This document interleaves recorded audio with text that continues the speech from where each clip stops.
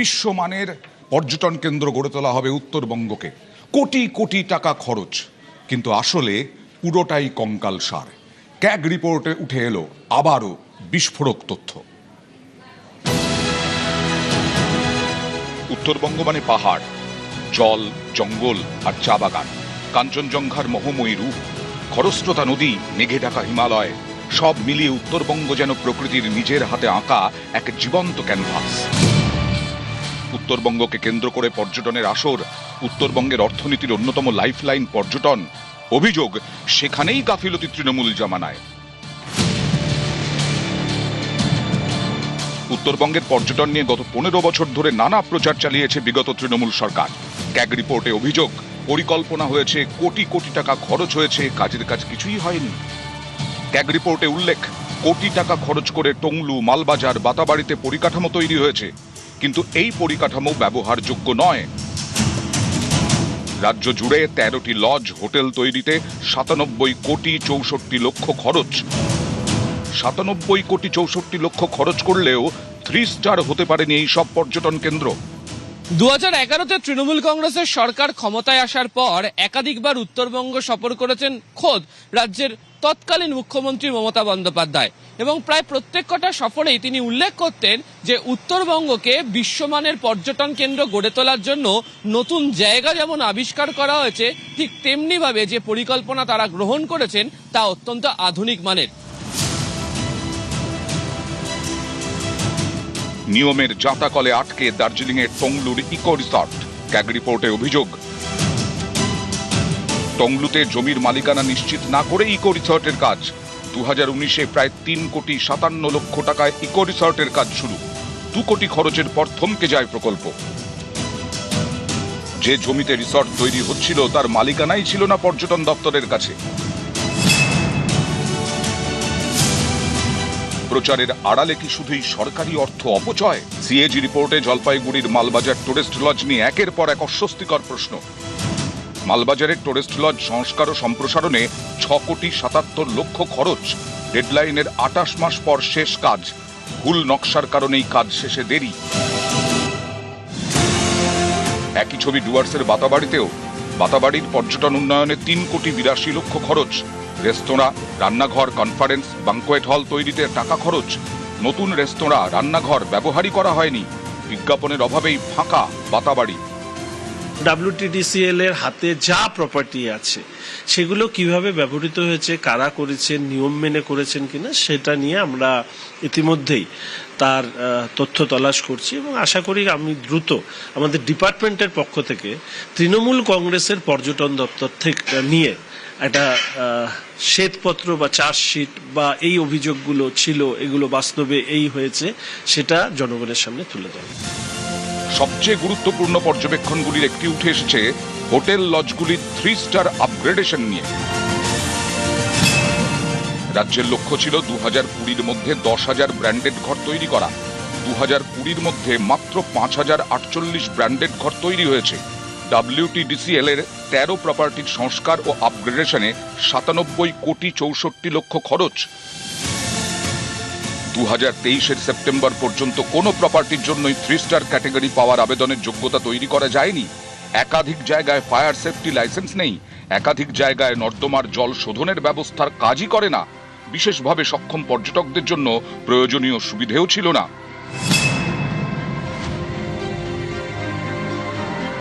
ক্যাগের পর্যবেক্ষণ, পরিকাঠামো উন্নয়নে বিপুল টাকা খরচ করা হলেও পরিকল্পনার চূড়ান্ত অভাব ছিল। ক্যাগ রিপোর্টে অভিযোগ, প্রকল্প শুরুর আগে অনেক বিষয় যাচাই করাই হয়নি। এর ফলে কোথাও কোটি কোটি টাকা খরচের পর প্রকল্প অসম্পূর্ণ থেকে গেছে, যার প্রভাব পড়েছে রাজকোষে। কোটি কোটি টাকা খরচ হয়েছে, কিন্তু সেখান থেকে রাজস্ব পায়নি রাজ্য, অর্থাৎ জলেই গেছে কোটি টাকা। আসলে পর্যটন দপ্তরের কাজ করবার কোনো সদিচ্ছা ছিল না। ভোরের আলো তার একটা বড় উদাহরণ। সারা রাজ্যে যে যে জায়গায় পর্যটন কেন্দ্র আছে, ট্যুরিস্ট লজ আছে, ট্যুরিস্ট ডেস্টিনেশন আছে, সেখানে ন্যূনতম পরিকাঠামো গড়ে তোলা হয়নি।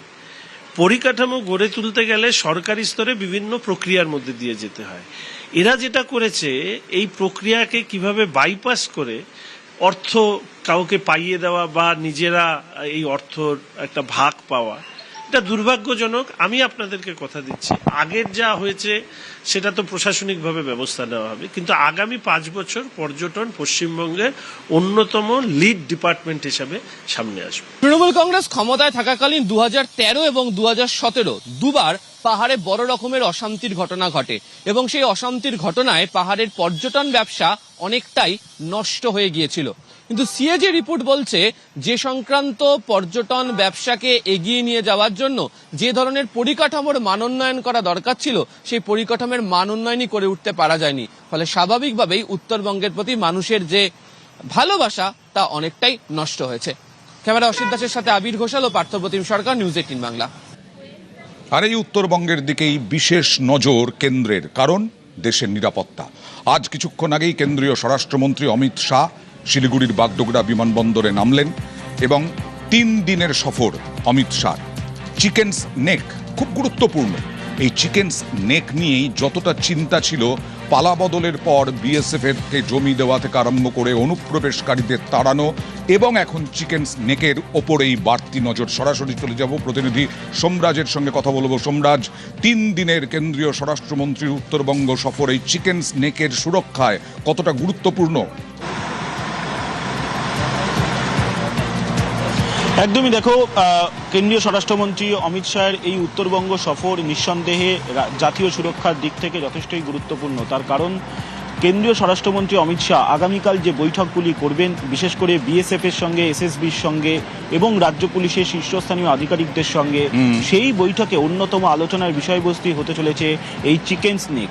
তার কারণ তুমি জানো, ইতিমধ্যেই বিভিন্ন এজেন্সি, বিশেষ করে আইটিবিপি থেকে শুরু করে বিএসএফ, তারা এই চিকেন স্নেক এলাকায় জমি চেয়েছিল পরিকাঠামো নির্মাণের জন্য। ইতিমধ্যেই সেই জমি দেওয়া হয়েছে তাদেরকে বলে সূত্র মারফত জানা যাচ্ছে। এই জমিতে পরিকাঠামো নির্মাণের পাশাপাশি আগামী দিনে চিকেন স্নেক নিয়ে কেন্দ্রীয় স্বরাষ্ট্র মন্ত্রকের কি পরিকল্পনা রয়েছে তা নিয়ে আগামীকাল বিশেষ বৈঠক হতে চলেছে বলেই সূত্র মারফত জানা যাচ্ছে। ইতিমধ্যেই কেন্দ্রীয় স্বরাষ্ট্রমন্ত্রী অমিত শাহ তিনি এসে পৌঁছেছেন শিলিগুড়িতে। একদিকে যখন চিকেন স্নেক অন্যতম আলোচনার বিষয়বস্তু হতে চলেছে কেন্দ্রীয় স্বরাষ্ট্রমন্ত্রী অমিত শাহের এবারের সফরে, তেমনি আরো গুরুত্বপূর্ণ যেটা হচ্ছে ভারতীয় ন্যায় সংহিতা আইন। তুমি জানো, বাংলায় পালা বদলের পর রাজ্য পুলিশের তরফে ভারতীয় ন্যায় সংহিতা আইন কার্যকর করা হয়েছে। এই ভারতীয় ন্যায় সংহিতা আইন নিয়েই বিশেষ প্রদর্শনীশালার আয়োজন করেছে রাজ্য পুলিশের তরফে। তারও আগামীকাল আনুষ্ঠানিক সূচনা করবেন কেন্দ্রীয় স্বরাষ্ট্রমন্ত্রী অমিত শাহ, থাকবেন মুখ্যমন্ত্রী শুভেন্দু অধিকারীও। মূলত এই ভারতীয় ন্যায় সংহিতা আইন কি সাধারণ মানুষকে জানানো, বিশেষ করে উত্তরবঙ্গের মানুষকে জানানো, তার জন্যই এই বিশেষ প্রদর্শনীশালার উদ্বোধন করবেন কেন্দ্রীয় স্বরাষ্ট্রমন্ত্রী। পাশাপাশি যেটা আরো জানা যাচ্ছে, পাহাড়ের নেতাদের সঙ্গেও কেন্দ্রীয় স্বরাষ্ট্রমন্ত্রী শনিবার সম্ভবত বৈঠক করতে চলেছেন, তেমনটাও প্রস্তুতি নেওয়া হচ্ছে। ফলত সব মিলিয়ে এবারের কেন্দ্রীয় স্বরাষ্ট্রমন্ত্রীর উত্তরবঙ্গের সফর যথেষ্টই গুরুত্বপূর্ণ হতে চলেছে। খুবই গুরুত্বপূর্ণ, বিশেষ করে চিকেন স্নেকের নজর, চিকেন স্নেকের নিশ্ছিদ্র নিরাপত্তা। দেখুন,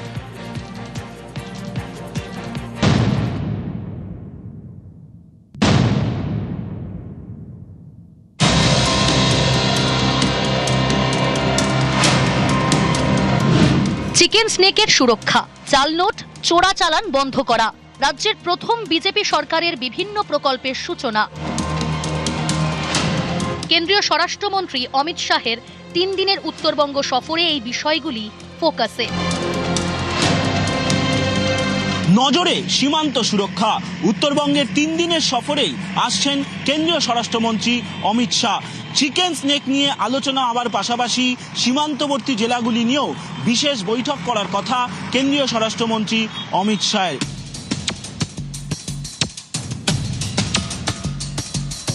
চিকেন স্নেক দেশের নিরাপত্তায় অত্যন্ত গুরুত্বপূর্ণ।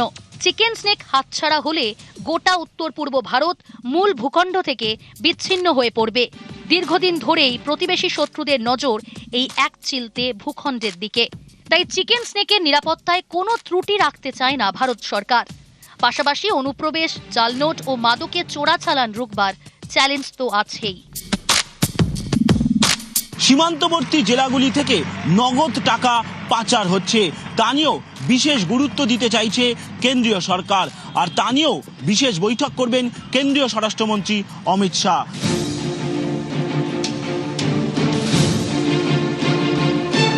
শুক্রবার শিলিগুড়িতে কেন্দ্রীয় স্বরাষ্ট্রমন্ত্রীর একের পর এক কর্মসূচি। এসএসবির ফ্রন্টিয়ার হেডকোয়ার্টারে বিভিন্ন প্রকল্পের শিলান্যাস করবেন তিনি। দুপুরে সেনা জওয়ানদের সঙ্গে বরাখানায় যোগ দেবেন। এরপর সীমান্ত সুরক্ষা নিয়ে দফায় দফায় বৈঠক। বিকেলে কাওয়াখালীর মাঠে কেন্দ্রীয় স্বরাষ্ট্রমন্ত্রীর সভা। সেই মঞ্চে ভারতীয় ন্যায় সংহিতা সংক্রান্ত প্রদর্শনীর উদ্বোধন করবেন অমিত শাহ। রাজ্যের বিভিন্ন প্রকল্পের শিলান্যাসও করার কথা তার। এই কর্মসূচিতে থাকার কথা মুখ্যমন্ত্রীরও। বাংলায় পালাবদলের পর রাজ্যে কার্যকরী হয়েছে ভারতীয় ন্যায় সংহিতা আইন। এবার এই ন্যায় সংহিতা আইনকে সামনে রেখে কি কি বিষয় তুলে ধরা হচ্ছে এই প্রদর্শনীতে? প্রথমত তুলে ধরা হয়েছে ব্রিটিশ আমলের আইন ব্যবস্থা এবং তারপর পুরনো ফৌজদারি আইনের কি কি সীমাবদ্ধ ছিল, আর তারপরে কেন ভারতীয় ন্যায় সংহিতা আইন কার্যকর করার প্রয়োজন হলো। এই তিনটি বিষয়কেই তুলে ধরা হয়েছে ন্যায় সংহিতার পরিচিতি নিয়ে। শুক্রবার বিকেল থেকে দুটি পর্যালোচনা বৈঠক করবেন কেন্দ্রীয় স্বরাষ্ট্রমন্ত্রী। বিভিন্ন জেলা শাসক ও পুলিশ সুপাররাও থাকবেন বৈঠকে। শনিবার সকালেও দুটি বৈঠক করার কথা তার। এরপর দিল্লি রওনা দেবেন অমিত শাহ। সূত্রের খবর, এবারের সফরে উত্তরবঙ্গের বিজেপি নেতাদের সঙ্গে বৈঠকও করতে পারেন অমিত শাহ। ক্যামেরা খোকন দাসের সঙ্গে সোমরাজ বন্দ্যোপাধ্যায়, নিউজ 18 বাংলা, শিলিগুড়ি। এবার সমতলের পরিস্থিতি দেখাবো আপনাদেরকে। বিভিন্ন জেলায় টানা বৃষ্টিতে প্লাবিত এলাকা। আজ বিশেষ করে সবংয়ে প্লাবিত এলাকা পরিদর্শন করলেন মুখ্যমন্ত্রী শুভেন্দু অধিকারী। হেলিকপ্টার থেকে পরিদর্শন করলেন, আকাশপথে পরিদর্শন করলেন। আকাশপথে হেলিকপ্টারে প্লাবন এলাকার পরিস্থিতি দেখেন শুভেন্দু অধিকারী।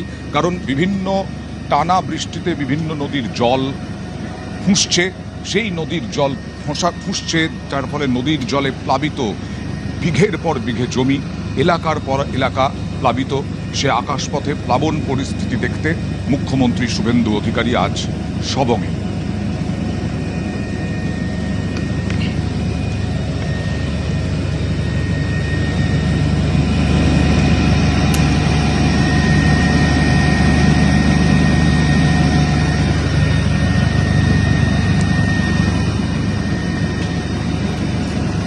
পশ্চিম মেদিনীপুর জেলার একাধিক এলাকা জলে ভাসছে। আজ প্লাবিত এলাকা পরিদর্শন করেন মুখ্যমন্ত্রী।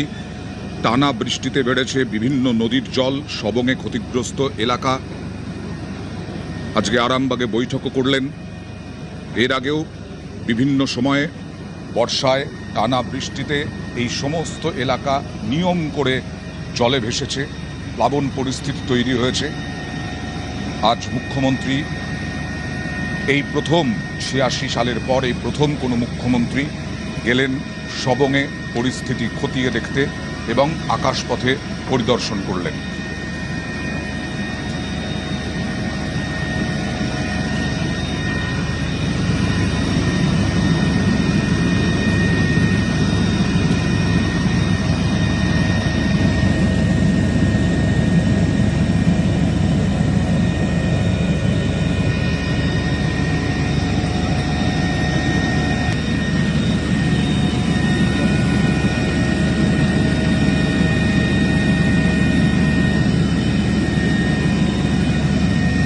সবং ব্লক এবং ভগবানপুর পটাশপুরের একটা বড় অংশের আমন ধান, ফিশারি, মাদুর, পানের বরজ ক্ষতিগ্রস্ত হয়েছে। 80,000 টাকা দেওয়া হয়েছে, কন্টিনজেন্সির টাকা দেওয়া হয়েছে। প্রশাসন এবং পুলিশ সমান্তরালভাবে রিলিফের কাজ করছে। প্রত্যেকটা যারা রিলিফ সেন্টারে ছিল 5 দিনের রেশন দিয়ে বাড়িতে পাঠানো হয়েছে। এখানে বন্যার কারণে 2 জন মারা গেছে। তাদেরকে আমাদের সিআরএফ থেকে 4 লাখ এবং সিএম রিলিফ ফান্ড থেকে 5 লাখ, 9 লাখ টাকা করে দেওয়ার ব্যবস্থা হয়েছে। আজ থেকে প্রধানমন্ত্রী শস্য বীমা যোজনার ক্যাম্প করা হচ্ছে। ক্ষতিগ্রস্ত পান চাষি, ধান চাষিরা সেখানে নাম লেখাতে পারবেন। মাদুর কাঠিটা ইন্স্যুরেন্স স্কিমের মধ্যে নেই, তাদের জন্য আলাদা কিছু ব্যবস্থা আমি নেওয়ার জন্য নির্দেশ দিয়েছি, সে ব্যবস্থা হবে। মোট 10টা স্নেক বাইটের কেস এসছে, প্রত্যেককে বাঁচিয়ে ফিরিয়ে দিতে পেরেছে। হেলথ ডিপার্টমেন্ট ভালো কাজ করেছে, পিএইচই ওয়াটার পাউচ ডিস্ট্রিবিউশন করেছে, পুলিশকে আলাদা করে টাকা দেওয়া হয়েছে তারা যাতে জলবন্দী লোকেদের বাড়িতে রেশন এবং 20 লিটারের খাওয়ার জলের জারকিন পৌঁছে দিতে পারে, সে কাজগুলো তারা করছে। আর এই প্লাবন পরিস্থিতি খতিয়ে দেখতে গিয়েই মুখ্যমন্ত্রী শুভেন্দু অধিকারী জানালেন যে 86 সালে জ্যোতি বসু গিয়েছিলেন লাস্ট এই এলাকার প্লাবন পরিস্থিতি খতিয়ে দেখতে, তারপরে এত বছর পরে এই প্রথম শুভেন্দু অধিকারী গেছেন, এই প্রথম কোনো মুখ্যমন্ত্রী গেলেন সবংয়ে প্লাবন পরিস্থিতি খতিয়ে দেখতে।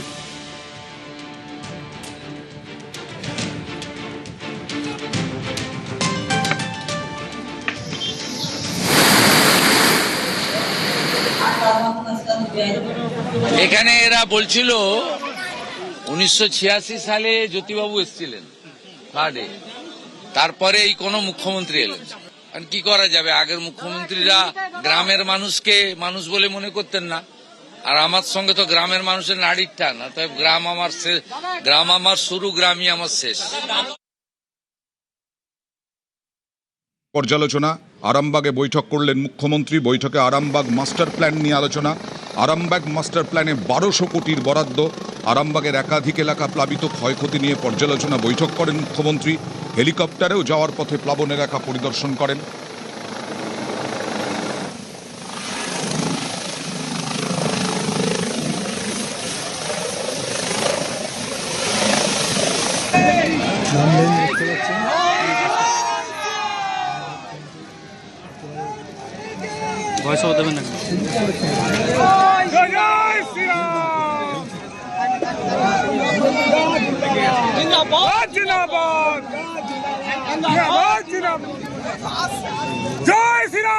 বৈঠকে আরামবাগ মাস্টার প্ল্যান নিয়ে আলোচনা হলো। 1200 কোটি টাকা বরাদ্দ। ঘাটার মাস্টার প্ল্যান নিয়ে পালাবদলের আগে তৃণমূল সরকার বহু প্রতিশ্রুতি দিয়েছিল, কিন্তু ঘাটাল মাস্টার প্ল্যান বাস্তবায়িত হয়নি। আরামবাগও প্রতি বছর ভাসে। আরামবাগের মানুষ প্লাবন দেখে দেখে অভ্যস্ত। সেই আরামবাগের প্লাবন পরিস্থিতি যাতে না হয় তার জন্য ঘোষণা করে দিলেন আরামবাগ মাস্টার প্ল্যানের 1200 কোটি টাকা বরাদ্দ হবে।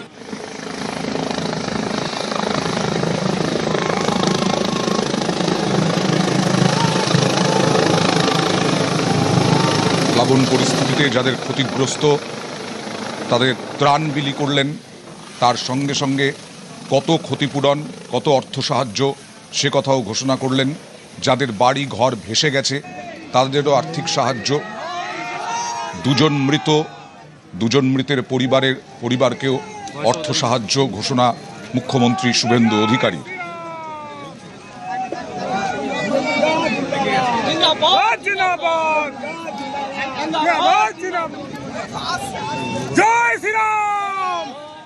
ফারাক্কা ব্রিজ, সেই ব্রিজে নিত্যদিন ভয়ঙ্কর যানজট, আর সেই যানজট থেকে মানুষকে শান্তি দিতে এবার 4 লেনের নতুন ব্রিজ, 1 লেন খুলে দেওয়া হলো আজ। স্বস্তি সাধারণ মানুষের।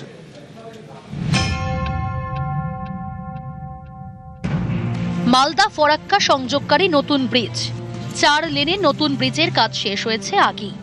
বুধবার থেকে পরীক্ষামূলকভাবে খুলে দেওয়া হলো একটি লেন। প্রচুর হচ্ছে, আগে জ্যাম হচ্ছে। এই দুটো লেন চালু হলে কতটা সুবিধা হবে? প্রচুর সুবিধা হবে, আমাদের যাওয়া সুবিধা হবে, আমাদের এটাই মেন যাওয়া রাস্তা একটাই। ফরাক্কা ব্রিজে প্রতিদিন যানজটে নাভিশ্বাস ওঠে। ব্যারাজকে বাঁচাতে ব্রিজের উপর চাপ কমানোও দরকার। সে কারণেই নতুন একটি সেতু তৈরির সিদ্ধান্ত নেয় জাতীয় সড়ক কর্তৃপক্ষ। সেই মতো 2019 সালে ফরাক্কা ব্রিজ থেকে প্রায় 2 কিলোমিটার দূরে গঙ্গার উপর আরও একটা ব্রিজ তৈরির কাজ শুরু হয়। সেই কাজ সম্প্রতি শেষ হয়েছে। 5 কিলোমিটার লম্বা এই ব্রিজ তৈরিতে খরচ হয়েছে প্রায় 500 কোটি টাকা। নতুন এই ব্রিজে রয়েছে 4টি লেন। ফরাক্কা থেকে মালদার দিকে যাওয়ার জন্য 2টি, আবার মালদা থেকে ফরাক্কার পথে 2টি। এর মধ্যে বুধবার থেকে একটি লেন খুলে দেওয়া হয়েছে। নিত্যযাত্রী এবং স্থানীয়দের আশা, 4টি লেন চালু হয়ে গেলে ফরাক্কা ব্রিজের উপর চাপ কমবে, যানজটও আর হবে না। নতুন ব্রিজ দিয়ে উত্তরবঙ্গ এবং দক্ষিণবঙ্গের মধ্যে যাতায়াত আরও সহজ হবে। এটা খুব উপকৃত হব, কারণ উত্তরবঙ্গের সঙ্গে আমাদের দক্ষিণবঙ্গের যোগাযোগ ব্যবস্থা খুব ভালো হবে। মাঝে মাঝে ফারাক্কা ব্যারেজের উপরে জাম হচ্ছে, তাতে আমাদের অর্থনৈতিক ক্ষতি হচ্ছে। দেখুন, এই ফারাক্কা ব্রিজের যে জঞ্জাট ছিল পুরনো ব্রিজ, তাতে মানুষের প্রচুর অসুবিধা হতো। আজকে নতুন ব্রিজ হওয়াতে, একটা লেন খোলাতে মানুষের যে এত উপকার হয়েছে, এবং অ্যাম্বুলেন্স থেকে শুরু করে নিত্যযাত্রী যারা আছে তারা সকলেই সুবিধা ভোগ করছে এবং সুবিধা পাচ্ছে। ফরাক্কা থেকে কেদার প্রামাণিক, নিউজ 18 বাংলা।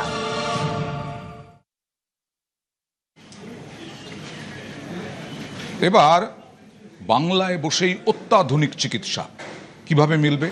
বিনিয়োগকারীরা এবার চিকিৎসায়, স্বাস্থ্যে বিনিয়োগ করবেন অনাবাসী বাঙালি চিকিৎসকরা, যারা আমেরিকায় থাকেন, ইংল্যান্ডে থাকেন, তারা স্বাস্থ্যে বিনিয়োগ করবেন, একথা ঘোষণা করলেন বিজেপি রাজ্য সভাপতি শ্রমিক ভট্টাচার্য।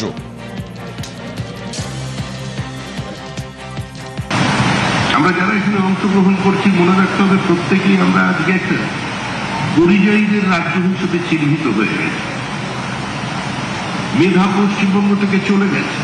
রাজনীতির আঙ্গিকের বাইরে কোনো কিছু চিন্তা না করতে পারা একটা বিক্ষিপ্ত অসমাপ্ত মেধা আজকে চরম সর্বনাশের দিকে আমাদের নিয়ে এসেছে। গণতন্ত্রের প্রাথমিক শর্তই হল বিরোধিতার অধিকার, রাইট টু ডিসাইড। এই রাইট টু ডিসাইডকে যদি কেউ বাজেয়াপ্ত করতে চায় তাহলে সেই সরকার বা সেই গণতান্ত্রিক ব্যবস্থা দীর্ঘদিন টিকে থাকতে পারে।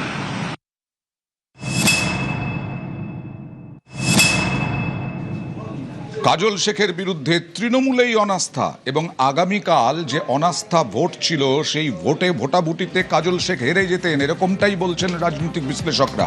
আর সেখান থেকেই আগে থেকেই ইস্তফা দিলেন কাজল শেখ বীরভূমের জেলা পরিষদের সভাধিপতি পদ থেকে।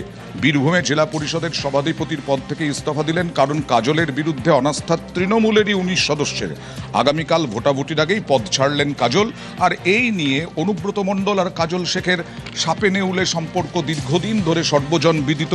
সেই অনুব্রত মণ্ডলের তোপ, কাজল শেখের মতো সভাধিপতি সদস্যরা চান না কাজল শেখের বিরুদ্ধে দুর্নীতি সহ একাধিক অভিযোগ অনুব্রতর। তো কেউকে চায় না ওই ধরনের সভাধিপতি। হ্যাঁ, ওই জন্যই রিজাইন করতে বাধ্য করেছে মেম্বাররা। আরো আগে না উচিত ছিল। কোনো কাজকর্ম করে নাই, কোনো মেম্বারকে কাজ দেয় নাই। হ্যাঁ, তারপরে অনেক দুর্নীতি, কাজ না করে পয়সা তুলে নিয়েছে, ব্যাপার আছে। আমি ওর সম্বন্ধে কোনো কথা বলতেই রাজি না, ওর নাম নিতে রাজি না। কাজল শেখকে আক্রমণ করলেন সাংসদ যিনি এনসিপিআইতে যোগ দিয়েছেন পালাবদলের পরে, সেই শতাব্দী রায়। কাজল শেখ মনে করেছে যে ইস্তফা দেওয়া ঠিক, সেই জন্যই দিয়েছে। কারণ জেলা পরিষদের সঙ্গে আমার কোনো সম্পর্ক নেই, আমি এটা নিয়ে বলতে পারবো না। তবে নিশ্চয়ই সেরকম পরিস্থিতি তৈরি হয়েছে যেখানে ইস্তফা দেওয়ার মতন জায়গা আসে, সেজন্য নিশ্চয়ই কাজল শেখ সেটা ডিসাইড করেছে। বা ইস্তফা ছাড়া আর কোনো অপশন ছিল না বলেই হয়তো বা, কারণ কোনোই জায়গা থেকে পুরো টার্ম কমপ্লিট না করে ইস্তফা দেওয়া, নিশ্চয়ই সেরকম পরিস্থিতি তৈরি হয়েছে। আর বিজেপি রাজ্য সভাপতি শ্রমিক ভট্টাচার্য কাজল শেখের ইস্তফাকে গুরুত্ব দিতে চাইলেন না, কিন্তু কাজল শেখকে ব্যঙ্গ কটাক্ষ করতেও ছাড়লেন না। কাজল শেখকে তৃণমূল কংগ্রেসের একাংশই বলছে দুর্বৃত্ত। আর কে কাজল শেখ, এরা কি মানে পশ্চিমবঙ্গের এদের নামে পরিচিত হবে? সুনীল গাউনির নাম লোকে ভুলে গেল, শঙ্খ ঘোষের নাম ভুলে যাচ্ছে, শক্তি চ্যাটার্জির নাম নেই, সৌমিত্র চ্যাটার্জি, সত্যজিৎ রায়, রুদ্রপ্রসাদ সেনগুপ্ত, বিভাস চক্রবর্তী, কোথায় এদের নাম করবে না? সকালবেলা কাজল শেখ। কাজল শেখ এখন ভালো তৃণমূলের ভালো খারাপ কিছু নেই, তৃণমূল। এবার চম্পাহাটির খবর। চম্পাহাটিতে এর আগেও বারবার বাজি কারখানায় বিস্ফোরণ হয়েছে। বেআইনি বাজি কারখানা বন্ধ করা যায়নি কেন, সেই নিয়ে বারবার প্রশ্ন উঠেছে। আজকেও বাজি কারখানায় বিস্ফোরণ, একজন আহত হয়েছেন বলে খবর পাওয়া গেছে। চম্পাহাটিতে বেআইনি বাজি কারখানা, ফের চম্পাহাটিতে বেআইনি ভাবে কারখানা চালানোর অভিযোগ। এই কারখানার বিরুদ্ধেও বাজি ফেটে গুরুতর জখম এক মহিলা সহ 2।